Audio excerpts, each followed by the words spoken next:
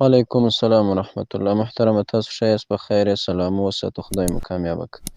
تاسې پوښتنه کړې ده چې موږ ترانه خوانان یو.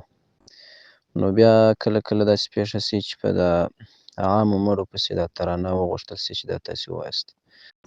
دا څه حکم لري؟ محترمه ستاسو په جواب کې به ووایو چې اول خو د سره څه ترانې ته باید سړی نظر وکړي.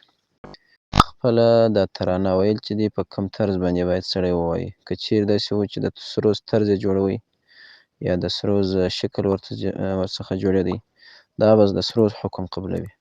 لکه بعضې ترانې دي د حلقې شکل ورسره دی، خو دا حلقه نه وي، په کمپیوټر باندې داسې د حلقې یو انداز ورسره کړی، دا عیناً سروذ دی. د دې او د سروذ د اورېدلو هېڅ فرق نشته. نو بیا چې دا په دنیا کې تر هره وخته یو څوک اوري، هغه عذاب و سزا بیا و دغه ناتخوان ته لیکل کېږي. او په دویم قدم کې راځو و دې ته چې کوم الفاظ چې تاسې کاروئ د دې مړه په شان کې یا د دې شهید په شان کې، که چیرې داسې وي چې په واقع کې هغه صفتونه په ده کې موجود وي، خو بیا پروا نه کوي ځکه هغه دې په واقع کې پکښې دي. او هغه که چیرې داسې وي چې دا صفتونه په هغه کې نه وي، نو بیا تاسې بیانوئ دا بیا کذب سو، درواغ سو. کذب او درواغ چې دي دا ډېره سخته ګناه لري، ګناه کبیره ده.